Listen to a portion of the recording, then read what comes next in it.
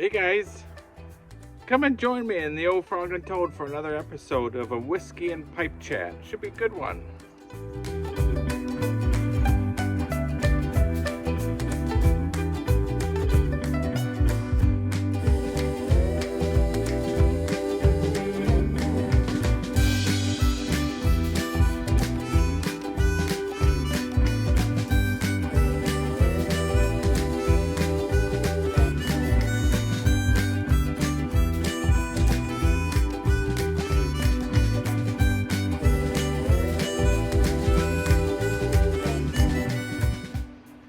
Hey guys, Mike here from Old Man Things. Thanks for joining me in the Old Frog and Toad. We've got my Friday Savinelli, but it's Thursday.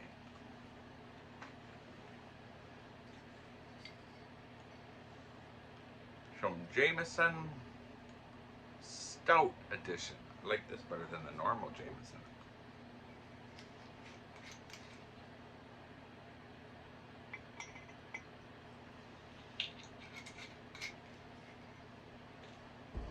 Just a wee dram today.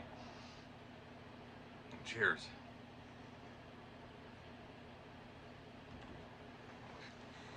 That's nice. And I'm smoking some of my swashbuckler blend.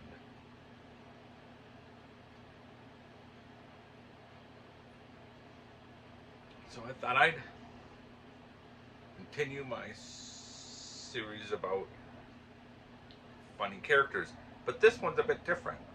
And I came up, my good friend Gaz left a message of my last video, which gave me an idea, and I remember doing this.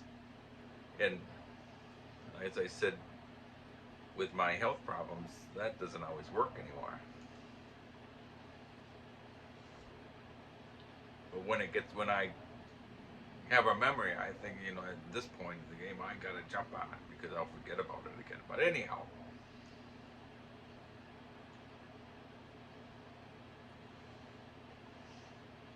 I used to have fun if the occasion occurred where I would use certain things from Seinfeld. Loved that show.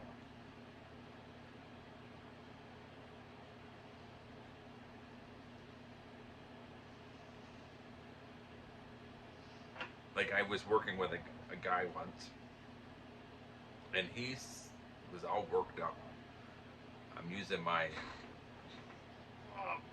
Dickens Pickwick Sam Weller brass tamper. He was all worked up because he spent it was like one of the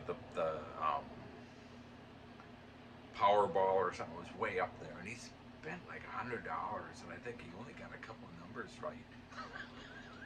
Anyhow, he was all worked up, and he just yells, "I've never had any luck with lottery. I've never had any luck with the lottery." And I said, of course, so a bunch of people, I said, "I've never really had a good pickle."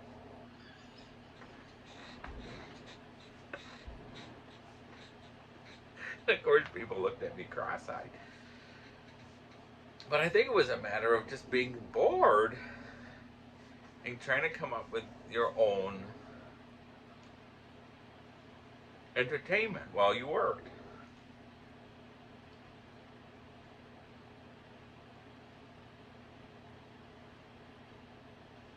I remember my boss. He was so high-strung, and he would always come in by me in the morning and say, "Michael, come and get some tea or coffee." He would drink tea and I drink tea, but I think he'd always say, "Come and get some coffee with me."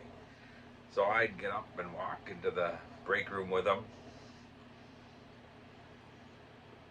and we'd put the kettle on and we'd be waiting for our tea.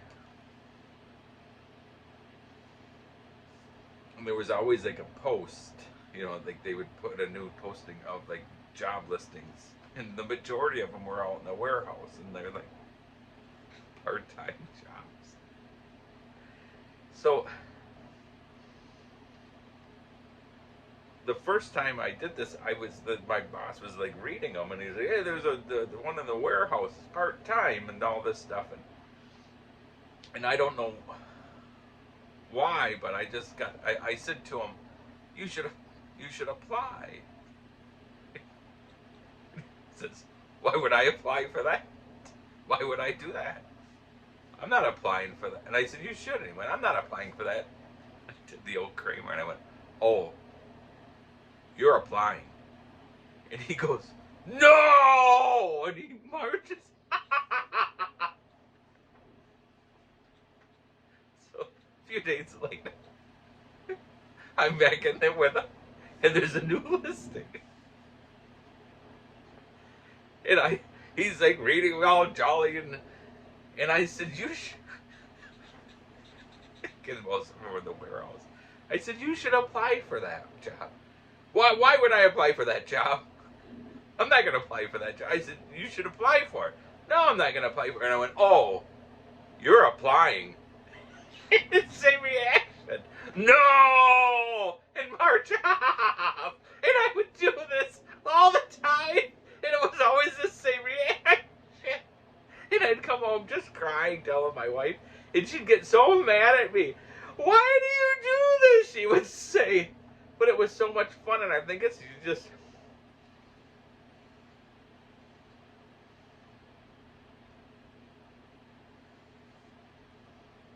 There was a guy that started in our department,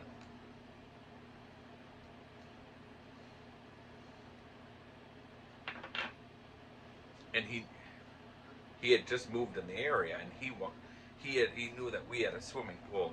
This is when we lived in Oklahoma. And he says, "Oh, I've got all this stuff from when I had a swimming pool." And he said, I'll bring it." I said, "I don't." His name was Greg, and I said, "Greg, I don't." Or Craig. I said, "I don't need it, Craig. I don't need this stuff, Craig." So I said, "Oh yeah, this is great, thanks." And I said, "Can I pay you anything for it?" And he said, just take me out for lunch."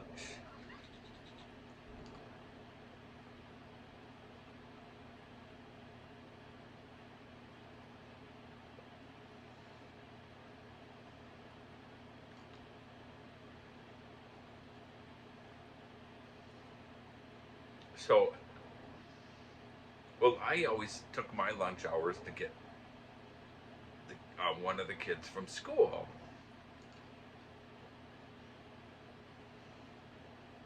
So of course it dragged on and on and on, and every once in a while he'd say, "You still owe me a lunch." I'd say, "Yeah, I know, Craig, I know." So one day they were interviewing a guy that was supposed to be our boss. This was a few years later.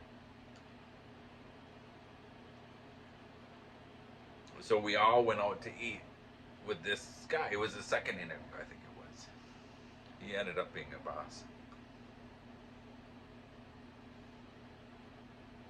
And when we got done eating, I was going down the stairs with Craig. And I turned to him and I said, "Craig, this is the lunch." And he went, "No, it's not. No, it's not." I said, "Yes, it is. This is the lunch." He said, "No, it's not. No, it's not. No, it's not." And I went, "All right." This is so stupid. But I have so much fun doing that.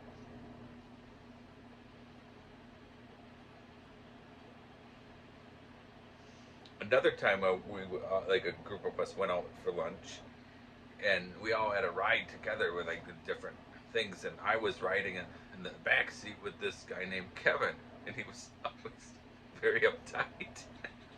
He was a rider, and he's in the back seat as we were going to leave, and he had a salad on his lap.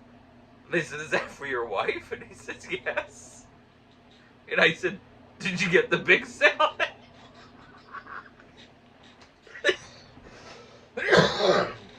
And he says, "Yes." I said, "So you couldn't just get her the small salad. You had to get her the big salad." And he said, "What?" I said, "You had to get her the big salad." He says, who asks for a big salad when you could have had a small salad? But no, she had to have the big salad. And he was getting madder and madder.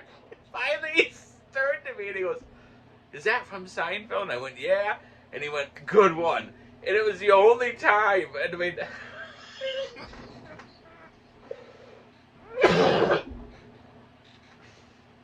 sorry. It was the only time